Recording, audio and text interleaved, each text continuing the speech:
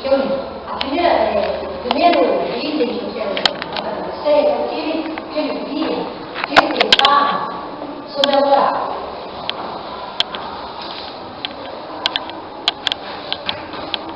O que Kant pensava sobre a moral?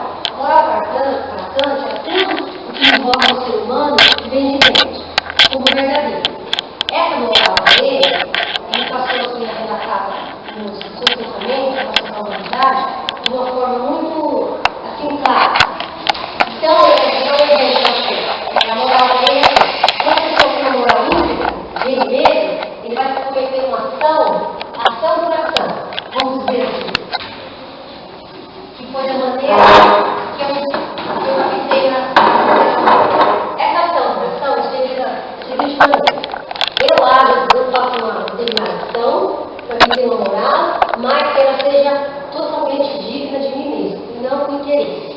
Então, aqui, nessa ação, ele classifica de dois eixos: imperativo, categórico, e imperativo hipotético. Nesse imperativo categórico, é quando eu estou fazendo uma ação independente do que eu vou ter de resultado, porque eu sou um ser humano íntegro. Nessa outra moral que ele caracterizou como hipotético, vou exemplificar para vocês. Eu empresto meu caderno para Tânia copiar, porque ela precisa da matéria. Então, eu vou fazer uma doação, uma moral, porque eu estimo ela como ser humano e respeito. Quando eu empresto o meu caderno para Tânia copiar, eu continuo cometendo uma doação. Mas porque eu vou ganhar um ponto com o Everson na matéria, eu já estou com o segundo desinteresse. Então, eu estou continuo praticando a moral, só que de forma hipotética. Vamos dizer que de forma vazia, superficial, com interesse. Essas são os itens que ele passa para a gente assim, a moral, o pensamento dele. Tem outro item também, que eu achei importante.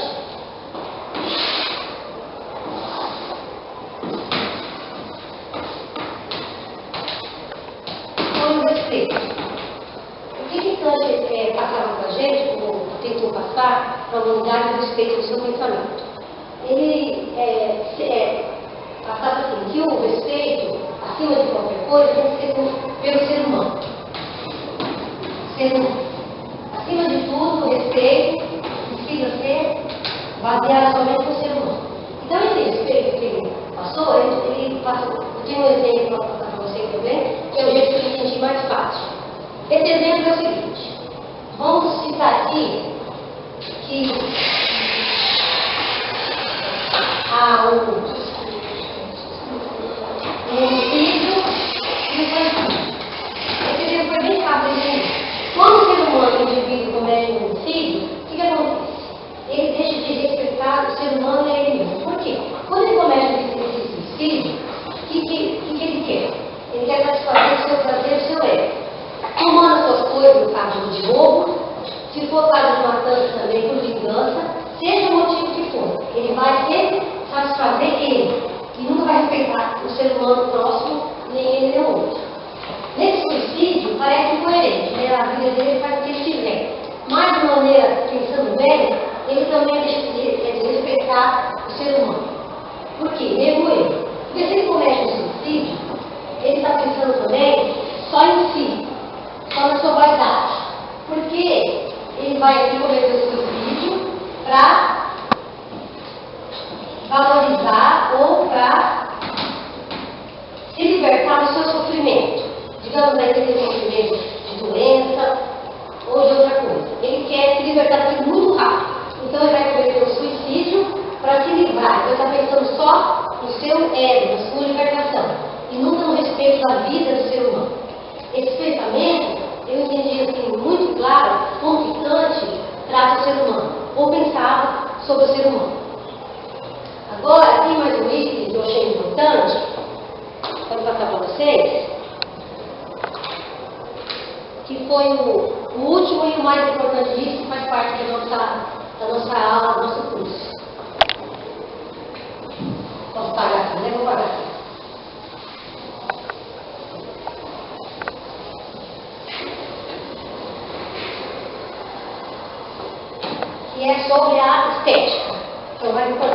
palavra da noite.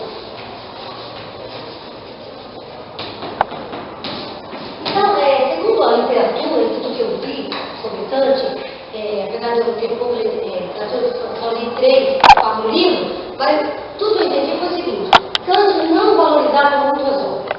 Ele não tinha uma visão de estética, de observação, como os outros filósofos outrora. Digamos assim, ele não apreciava a música, ele não valorizava muito obras de arte, escultura, esse tipo de coisa que está mais envolvido com a arte visual. Então, nesse pensamento aqui da estética, ele veio ser o quê? Crítico, né? Passou a mudar a história. O crítico. Dá a impressão, assim, quando a gente vê isso, ele veio criticar, ele veio tudo. Só que ele veio abrir um caminho muito bom, muito legal. E foi que eu apreciei uma ideia do pensamento de Kant. Quando ele veio criticar o jeito e os conceitos que todo mundo tinha sobre a estética, sobre a beleza, ele abriu um caminho para a modernidade hoje. Eu vou dar um exemplo para vocês sobre o pensamento. Na verdade, 2 exemplos. Da rosa amarela. Por exemplo, tem uma rosa amarela e todos acham a rosa amarela bonita. Eu continuo gostando da rosa amarela. Acho bonita a rosa amarela sim, mas eu não gosto da rosa amarela. Então eu vou preferir a rosa, no caso aqui, branca. Esse pensamento dele veio libertar a gente, assim, para a gente ter o nosso conceito de beleza. Aí tem outro exemplo também, que me veio à mente, lendo literatura, que é o seguinte: se ele está nesse pensamento, ele vai tem um grupo de pessoas em determinado museu observando uma obra de arte, no caso do Mona Lisa.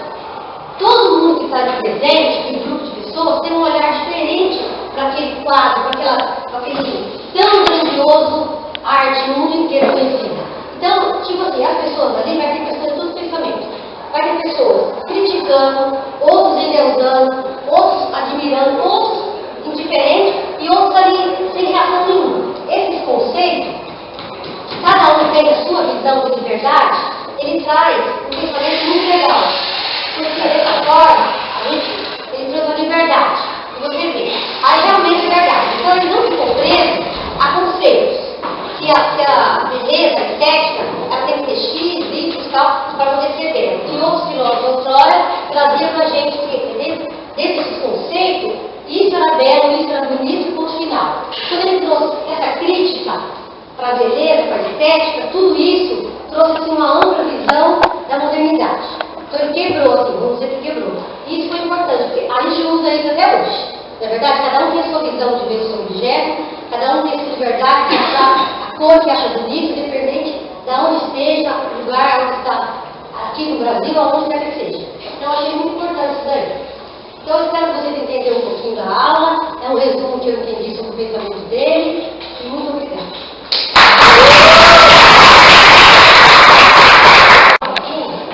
Um resumo sobre um pouquinho da vida dele, da biografia dele, que eu vou falar aqui. Nós sabemos que é um filósofo alemão, que nunca saiu do seu país, dentro do seu estado da Prússia, e muito menos da sua cidadezinha. Ele nasceu ainda muito pequeno, passou sua vida inteira ali, nunca se casou, nunca teve filhos, e ele era de uma família luterana. A família luterana hoje, traduzindo, seja os protestantes ou os cristãos. Hoje em dia, mais na modernidade, os gospels, como estão se relacionando aí. Então,